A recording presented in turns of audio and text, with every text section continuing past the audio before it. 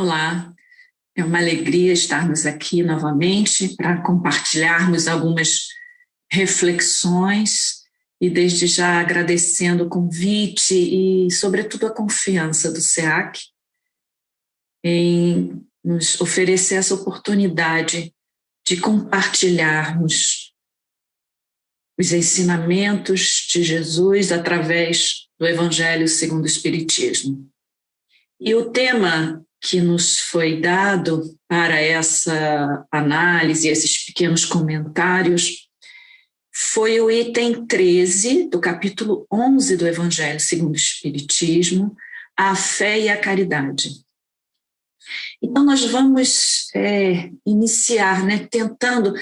É engraçado que a gente... qual é a relação entre fé e caridade? E o interessante é que essa mensagem, a gente vai ver que é uma mensagem lá já na última parte do capítulo das instruções dos Espíritos, ela não foi colocada num capítulo específico da fé. A fé transporta montanhas, que está já mais à frente no Evangelho, segundo o Espiritismo. Não, ela foi colocada nesse capítulo 11, que é amar o próximo como a si mesmo. E é interessante que a gente vai ver aqui nesse capítulo que as instruções dos Espíritos, elas se iniciam com a lei do amor, é o item 8. E a citação que Kardec utilizou para esse capítulo foi a que está em Mateus capítulo 22, versículos 34 a 40. Depois, quem tiver curiosidade, quiser se aprofundar, pode pesquisar, pode ler novamente o capítulo, porque ele é muito rico. E é uma questão que os fariseus colocaram para Jesus de qual seria o maior mandamento da lei. Não é? E Jesus responde: amarás o Senhor teu Deus de todo o coração, de toda a tua alma, de todo o teu entendimento, e a teu próximo como a ti mesmo. Aí estão toda a lei e os profetas. Nós conhecemos bastante, essa passagem e esse ensinamento, essa citação da própria lei que Jesus respondeu aos fariseus. A pergunta era sobre a lei e Jesus respondeu aos fariseus com a própria lei. Não é? E nas instruções dos Espíritos, a primeira delas, que é do Espírito Lázaro, é também uma mensagem bastante conhecida de nós, espíritos, e ele inicia exatamente por dizer que a lei do amor é a que sintetiza, não é? É a que, onde está contido todo o ensinamento de Jesus. E aí ele vai dizer algo interessante. Ele vai nos ensinar um pouco sobre a origem e a trajetória do amor em nós. Então, ele vai dizer que o amor é o sentimento por excelência, é o sentimento mais elevado, mais excelente, porque ele é o mais puro. E ele diz que o sentimento ele é a elevação dos instintos ao progresso obtido. Então vejam que ele aqui já começa, ele inicia a reflexão dele falando sobre isso em nós, qual a origem do amor em nós. A origem do amor em nós vem exatamente do processo evolutivo que tem por base o instinto. Até para que nós possamos também valorizar, porque muitas vezes, mesmo nós espíritas, a gente tem a tendência de achar que o instinto é totalmente ruim e que ele mais nos atrapalha. Não, não é verdade. Ele é necessário e nós ainda precisamos dele, e o nosso corpo e as nossas células sabem disso e agem e reagem ainda sob o império dos instintos. A questão que se faz e como base do instinto, a gente tem a conservação, a sobrevivência. E, sem dúvida, a lei de conservação e de sobrevivência, que é uma lei muito potente para manter a própria vida, vejam, a vida necessita dessa lei. É por isso que nós temos, na base, a necessidade de nos mantermos. E aí a gente vai entender também a origem do egoísmo. Uma necessidade de sobrevivência. Só que o que acontece conosco é que nós vamos passando por etapas no nosso processo de evolução como espécie com o uso da razão. Nós já podemos perquirir, nós já podemos buscar o que nos acontece para podermos compreender o processo e, mais do que isso, nos é dado um objetivo a ser alcançado. E nós podemos dizer um objetivo espiritual, sim, de um desenvolvimento moral, pessoal, que redunde no estabelecimento de uma sociedade mais justa. E é por isso que os espíritos vão falar. É interessante, esse capítulo, ele fala da nossa origem e da nossa destinação. E, sobretudo, na mensagem de Fénelon, que nós vamos ver logo a seguir, ela é muito baseada também na questão 132 do Livro dos Espíritos, que, junto com a 919, são duas questões chaves para nós, para entendermos a nossa origem, o objetivo da nossa encarnação e a fé e a esperança na vida futura, e como que essa vida futura já se inicia e deve ser realizada aqui, no aqui e agora, no momento presente. Então, voltando lá às instruções dos espíritos, então a gente vê Lázaro falar sobre isso, que o amor é o sentimento mais excelente e que o sentimento tem como base a depuração, é o aprimoramento do instinto. E aí Fénelon vem e inicia as suas instruções e ele vai falar algo. Ele diz que o amor é de essência divina, mas ele acrescenta algo. Ele vai dizer que toda a humanidade possui no âmago do ser essa centelha divina. Então, ou seja, em nós, faz parte da nossa natureza, existe essa semente com potencial de ser desenvolvida no terreno fértil da nossa alma. Mas que para isso, quem lida com plantinha sabe, Deus plantou a semente, ele preparou essa terra e plantou essa semente. Então, ela é uma potência, né?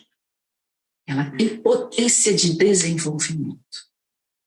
Mas o trabalho de cuidado, de aguar, de tirar os matinhos nessa terra é nosso. Essa é a nossa tarefa. Nós somos os jardineiros da nossa alma, com a supervisão do jardineiro maior, que é o Cristo. E ele vai dizer também que é o exercício do amor. entre os homens que faz na prática da caridade, que é a base para a formação e a sustentação de uma sociedade mais justa e que venha a trazer a felicidade para os homens, a alegria e felicidade aos habitantes da Terra. Vejam que eles colocam a Terra também como uma destinação.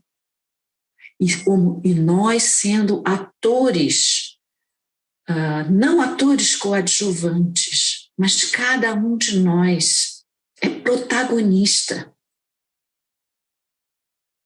nessa manifestação da vida e nessa busca por um desenvolvimento da Terra, para criarmos um cenário. E aí seríamos também cenógrafos, iluministas, para criarmos esse cenário em que a Terra se transforme num planeta em que os seus habitantes vivem em harmonia, em alegria. E a base para isso é a caridade. A caridade que tem como base a ação, o amor em ação.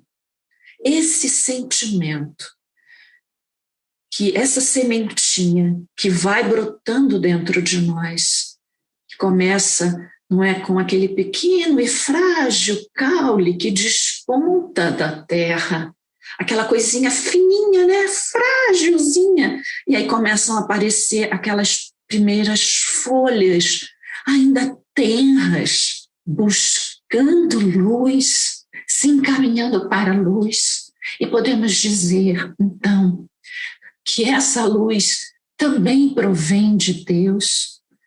Ele planta a semente e ele nos facilita com as condições para que essa semente cresça. E essa luz é o Cristo. O Cristo é o sol da humanidade. É essa luz que aquece, que fortalece em nós essa semente do bem, essa semente do amor. Então, a caridade, ao percebermos isso, essa semente começa a gerar em nós o ideal do bem, o desejo do bem. E é claro que, ainda que tenhamos esse desejo, e creio que é um pouco, ao falar nisso, a gente vai se deparar com a realidade mesmo nossa, da humanidade, da sociedade, ao longo desses milênios de evolução e de trajetória. Nós podemos perceber que estamos tateando.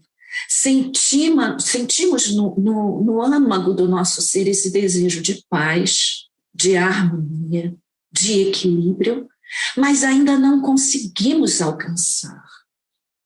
E é por isso que logo em seguida tem uma mensagem muito dura, inclusive de Emmanuel, em que ele vai falar do egoísmo.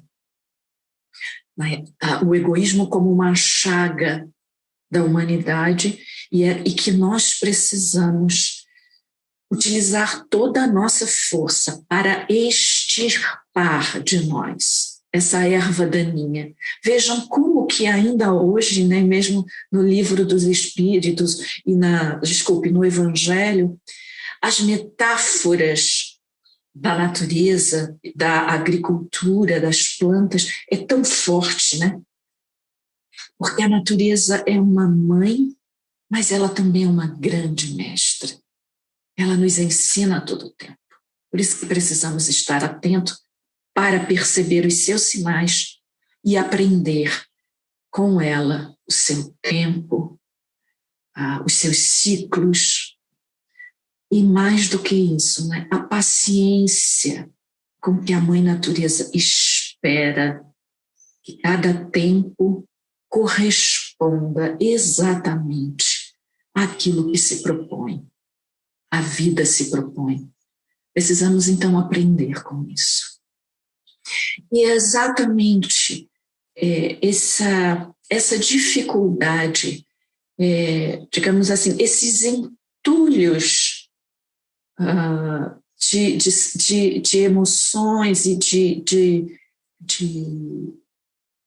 desejos egoístas que ainda existem em nós e dificultam que essa terra possa estar fofa, aerada, repleta de oxigênio, para que esse oxigênio possa trazer robustez a essa semente do bem, a essa semente do amor plantada em nós. Então, lá no item 13, esse espírito protetor, então, ele vai falar sobre a fé e a caridade. Qual a relação? Ele vai retomando as mensagens anteriores, ele vai dizer que a caridade é essa ferramenta fundamental e indispensável para que a gente possa avançar a despeito das dificuldades e das vicissitudes que a vida nos oferece, e aí ele remonta a 132 do Livro dos Espíritos, não é? Mas que essas vicissitudes que a própria encarnação nos apresenta como ferramentas de avançar, de ir adiante, para o estabelecimento da harmonia. E esse espírito protetor ainda vai colocar para nós o painel, o cenário em que nós vivemos realmente, porque somos individualidades de uma mesma espécie, mas criaturas únicas, com diversidade de capacidade de sentir, de apreender, de reagir às situações. Então, estamos todos juntos, mas com um objetivo, com essa semente dentro de nós, clamando incessantemente por paz, por harmonia. E aí ele vai dizer exatamente isso. E para que a caridade atue em toda a sua potência e possa realmente chegar à sua destinação maior, que é o estabelecimento na Terra de uma sociedade harmônica. E a harmonia significa paz na diversidade, o equilíbrio entre diferenças. Esse é o sentido de harmonia. A harmonia não tem a ver com todos serem iguais, pelo contrário. A harmonia é o equilíbrio entre os diferentes. E é isso que nós precisamos. Então, ele vai dizer que é fundamental que haja fé.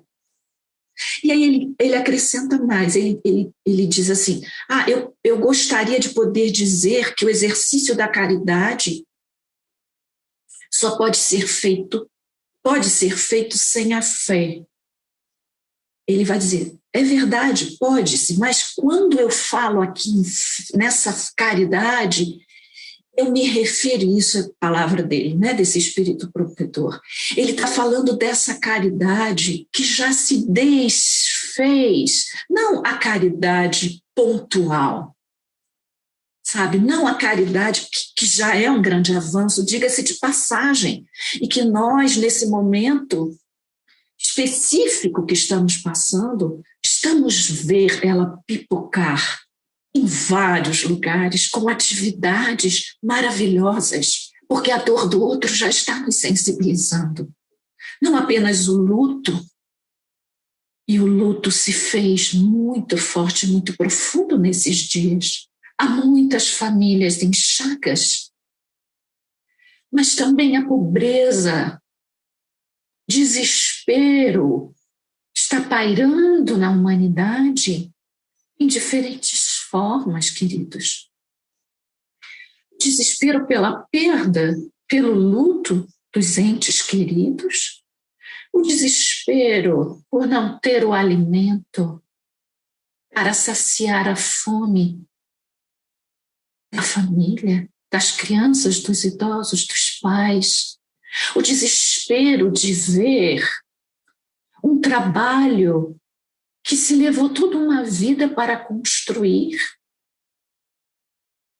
tendo que fechar as portas, ou perdendo-se uma carreira, porque as empresas também estão fechando. Então, mas ele não fala dessa caridade pontual, que ao ver isso, as pessoas se unem para ajudar umas às outras. Isso já é muito bom. Mas o Espírito aqui está falando de algo além. Ele está falando de uma caridade perene, de uma caridade que é o sustentáculo, que é a base de todo o nosso pensamento, de todas as nossas ações. Esse sentimento governando a vida de todos os homens, para que se estabeleça na Terra uma igualdade de condições, para que todos tenham uma igualdade de início. Claro que o objetivo, o final, cada um vai conseguir a seu tempo, porque são diversas as habilidades, somos diversas, como havíamos dito ainda há pouco, não é? Então, as próprias habilidades para lidar com aquilo que nos é dado, né, com os talentos, digamos assim, cada um vai lidar com ele, uns mais rápido, outros com mais facilidade, outros mais devagar, alguns vão ter dúvidas, isso faz parte. Mas o sentimento geral da humanidade precisa ser esse, sermos direcionados por essa caridade, que é o amor, o sentimento por excelência. Mas aí ele diz que a fé, é essa fé que ele está falando. Mas aí a pergunta que a gente faz é: que fé é essa? Fé em quê? Em quem? Essa pergunta. E fé em quê? Em quem? Que vai fazer com que nós possamos alcançar essa excelência do sentimento em nós. E nós temos não compreendido muito bem essa questão da fé, sobretudo no terreno da religião, da religiosidade. Porque a gente diria assim, a fé nos ideais cristãos. Sim, é um começo, é um início, mas ela pode se perder se ela é algo externo, que é colocado, vem de fora para dentro. O ensinamento do Cristo, que era vivo nele. Né? Cristo foi a semente que se transformou numa árvore, na árvore mais frondosa e frutífera, de frutos mais doces e belos que essa terra já pôde produzir, já pôde receber, melhor dizendo. Então, se esses ideais, se esse ensinamento, ele simplesmente se torna um ideal, mas como algo que vem de fora, ele pode até nos manter, mas ele por si só não é completo. E aí depois a gente então pergunta, então a fé em Deus? Sim, muito importante, muito importante. A fé na força, na origem, na inteligência suprema, naquele que ainda não entendemos perfeitamente, mas que já sentimos e sabemos que mantém todo o equilíbrio. É importante, mas ainda não é suficiente, ouso dizer, e assim uma ousadia, né? Mas ouso dizer isso. Ainda não é o suficiente.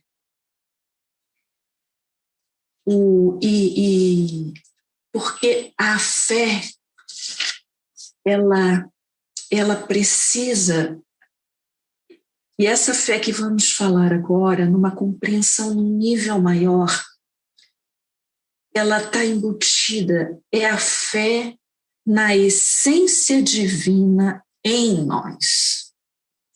Porque se pensarmos somente na fé no ideal cristão, no ensinamento do Cristo, ou mesmo a própria fé em Deus, ela continua externa.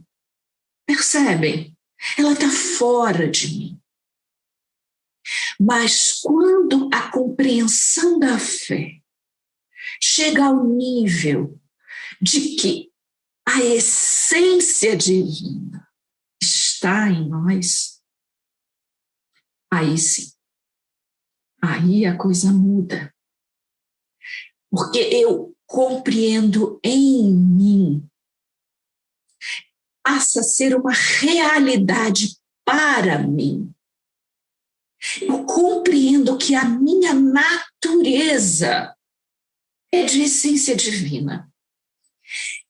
E eu acho que essa compreensão, ela está muito clara no Evangelho de Lucas, no capítulo 17, versículos 20 e 21. Quando os fariseus vão perguntar a Jesus quando que o reino de Deus chegaria.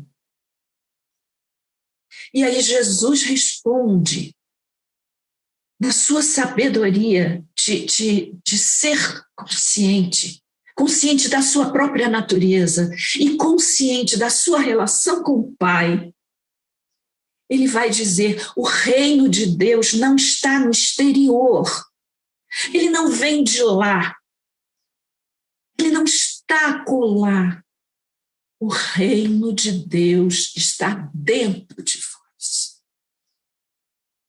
É isso que precisamos compreender, mas num nível de compreensão que transcenda até a nossa própria consciência, a nossa elaboração racional. Não, é um nível de apreensão de todo o ser. Que passe também pelas nossas emoções e que vá a esse sentimento, sabe? Precisamos visitar esse lugar. Teresa d'Ávila tem um livro, né, que é o Castelo Interior, em que ela faz uma metáfora maravilhosa, e que ela diz, né, desse castelo, e que no centro, esse castelo tem várias áreas, né, tem os muros externos, e ela vai fazendo essa visão de fora para dentro, até chegar, digamos assim, aos aposentos do rei, né? O aposento do trono, onde está o trono, e ali ela diz que existe um diamante com a mais fina lapidação, que refulge com o maior dos brilhos. E ela quer dizer que esse lugar é a nossa alma, é a nossa essência divina. Mais do que a nossa alma, né? É a nossa essência divina. Essa semente que Fenelon falou ali na sua mensagem. E o que Lázaro disse. Nesse processo de evolução que nós, espécie humana, temos passado, em que os instintos vão se transformando no sentimento. Essa semente, queridos, essa semente original, essa semente. Então, a nossa fé tem que ser baseada nisso. Porque se eu entendo, se eu apreendo isso, que a minha natureza é amorosa, que a minha natureza e que a minha destinação é fazer com que essa semente do amor se transforme numa árvore frondosa, tendo, né, novamente o modelo, a imagem do Cristo como essa árvore, Para isso, o Pai nos enviou Jesus, como o próprio jardineiro, a nos dizer o caminho, a fazer com que essa sementinha em nós se transforme nessa árvore. Então, se a nossa fé for baseada nisso, a fé não está fora, a fé não está em Deus, não está na moral do Cristo apenas. Não. A fé está que a moral do Cristo e a própria presença divina estão em mim. Estão em mim. Como possibilidade, mais do que possibilidade, né? Como condição de crescimento, de avanço, de manifestação. Então, é aí sim, nós poderemos avançar. Então, a caridade vai deixar de ser em momentos, e nós construiremos essa terra, esse planeta, nós o transformaremos num planeta onde reine a alegria, onde reine a harmonia e a pacificação entre todos os homens. E esse momento, querido, que estamos passando, creio que é um dos picos desse movimento de regeneração que a Terra, juntamente conosco, está passando. E volto a dizer, somos protagonistas nesse processo. Ele depende de nós. Nosso destino não é um destino apenas individual. É muito importante a nossa evolução individual. Mas nada do Pai é apenas para um. O amor divino é para todos. Então, o nosso progresso individual, ele está intrinsecamente ligado com o progresso da nossa coletividade e com o progresso do planeta. Estamos passando dias muito difíceis, mas é importante que a gente se dê conta disso. É requerido de nós, como sustentáculo da nossa fé, como testemunho da nossa fé, não mais irmos para o circo, sermos flechados, comidos por leões ou queimados vivos. Não. O que é requisitado de nós hoje é que o nosso entulho egoísta de emoções e de desejos ainda mesquinhos possam aí sim, nós possamos ofertar todas essas mazelas que ainda possuímos para serem queimadas na chama, na brasa viva do amor de Deus em nós, na nossa essência. Porque aí sim estaremos contribuindo. E não será algo que vem de fora. Não será uma religião, não será um dogma. Não. Será a minha própria natureza que me impulsiona a isso. Entendem? Por isso que eu quis ousar dizer que não é apenas a fé em Deus. É mais do que isso. É a fé que Deus está em mim. Então, eu posso manifestar os atributos divinos. E, sobretudo, o maior deles, o amor como sentimento por excelência. O reino de Deus está dentro de vós. Então, que possamos trilhar com esse entendimento um caminho em que possamos melhor utilizar essas duas ferramentas poderosíssimas, a fé e a caridade, para juntos construirmos a transformação da Terra, de um planeta de provas e expiações, no mundo de regeneração e depois no mundo ditoso.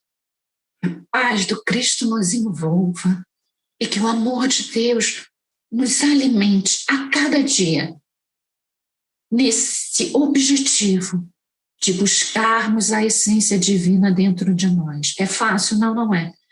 Até porque as dificuldades da vida a cada momento, elas vêm muitas vezes a fazer com que ou desacreditemos disso ou desistamos. Mas voltem lá na 132 de O Livro dos Espíritos. São essas dificuldades, são esses os desafios que nos farão crescer, que nos farão herdar a Terra. Graças a Deus, um bom dia para todos, muita paz.